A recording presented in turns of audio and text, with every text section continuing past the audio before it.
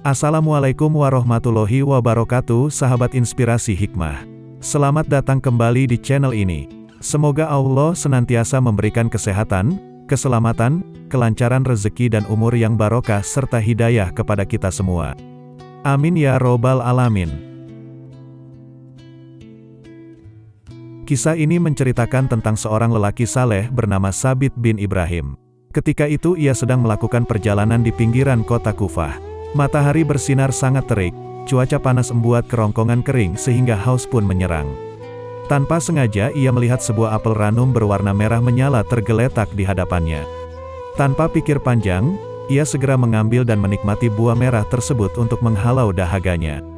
Belum habis buah itu di tangannya, ia segera tersadar bahwa apel itu bukan miliknya. Astagfirullah, aku memakan yang bukan hakku. Siapakah pemilik apel ini? Gumam Sabit. Perasaan gelisah menghantuinya, dicarinya pohon apel yang tumbuh di sekitar. Ia sangat berharap agar si pemilik apel mau merelakan apel yang ada di tangannya itu untuk dimakan.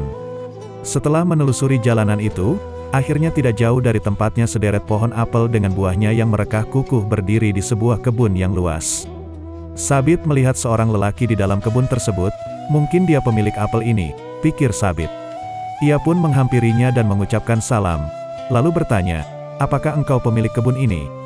Saya telah memakan apel Anda, untuk itu saya mohon maaf. Sudilah kiranya engkau merelakan apel ini agar halal untuk kumakan," pinta Sabit. Lelaki tersebut berkata, "Aku bukan pemilik apel itu.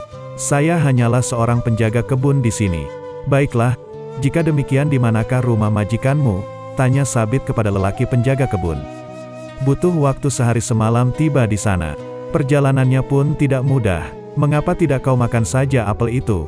Toh, ia tidak akan memedulikan sebuah apel itu karena hasil kebunnya begitu melimpah ruah," usul si penjaga kebun. "Sejauh apapun rumahnya, aku harus tiba di sana meskipun harus melalui berbagai rintangan. Sebagian apel ini sudah aku telan, artinya di dalam tubuh ini terdapat makanan yang tidak halal bagiku karena belum meminta izin pemiliknya. Bukankah Rasulullah Shallallahu Alaihi Wasallam bersabda, setiap daging yang tumbuh dari makanan haram maka api nerakalah yang layak baginya," tukas Sabit tegas. Melihat keteguhan hati Sabit, si penjaga kebun akhirnya memberitahu arah perjalanan menuju rumah majikannya. Sabit berterima kasih atas kesediaan penjaga kebun memberitahu alamat majikannya. Tanpa buang waktu, Sabit segera beranjak menuju rumah pemilik apel. Perjalanan mendaki dan berbatu ia lalui, sungai pun ia seberangi agar ia dapat bertemu dengan pemilik apel. Begitu risaunya ia akan peringatan dari Rasulullah Shallallahu Alaihi Wasallam. Setelah menempuh perjalanan berliku, tibalah ia di depan rumah pemilik apel.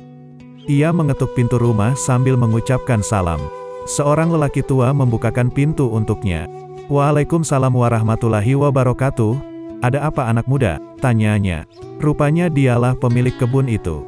"Wahai tuan, kedatangan saya ke sini untuk meminta keikhlasanmu atas buah apel yang terlanjur aku makan. Semoga engkau memaafkanku." Sabit menjelaskan apa yang merisaukannya kepada si pemilik kebun. Pemilik kebun menyimak dengan saksama. Lalu ia berkata, "Aku tidak akan menghalalkannya kecuali dengan satu syarat." "Syarat apakah yang tuan inginkan?" tanya Sabit. "Kamu harus menikahi putriku dan aku akan menghalalkan apel itu untukmu," jawab pemilik kebun. Tentu saja Sabit terkejut dengan syarat itu.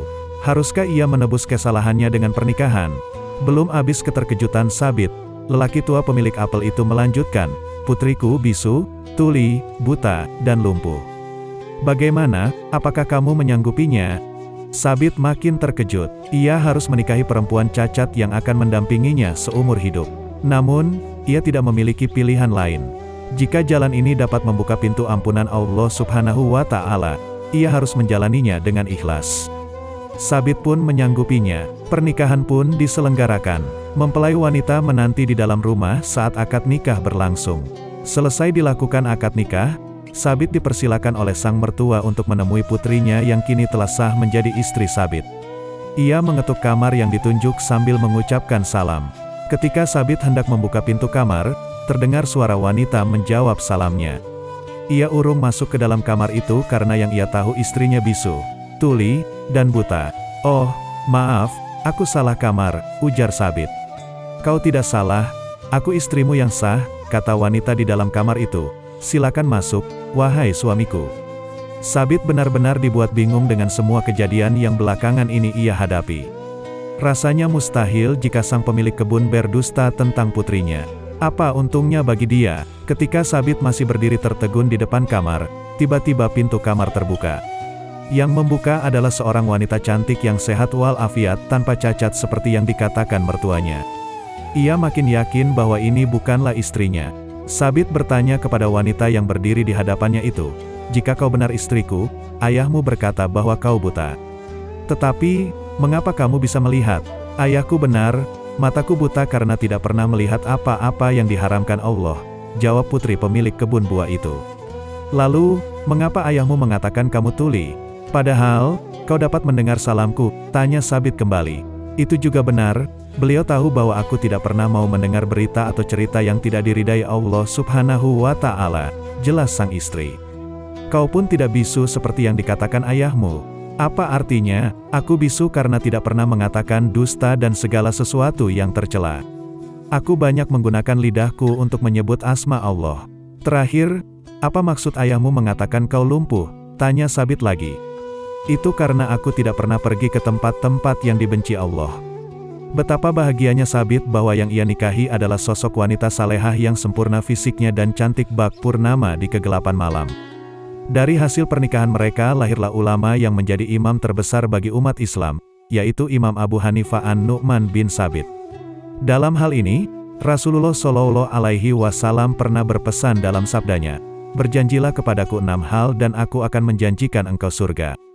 Bicaralah jujur, benar, tepati janjimu, penuhi kepercayaanmu, jaga kesucianmu, jangan melihat yang haram, dan hindarilah apa yang dilarang."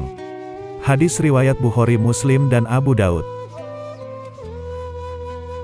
Sahabat Inspirasi Hikmah, semoga kisah-kisah yang tersaji di channel ini dapat memberikan motivasi, inspirasi maupun hikmah, serta dapat meningkatkan keimanan kita kepada Allah Subhanahu wa Ta'ala. Amin ya robbal alamin. Jangan lupa untuk terus dukung channel kami dengan cara subscribe, like, dan nyalakan tombol notifikasi, agar kami bisa terus berkembang dan berkarya serta membagikan kisah-kisah yang bermanfaat. Terima kasih. Wassalamualaikum warahmatullahi wabarakatuh.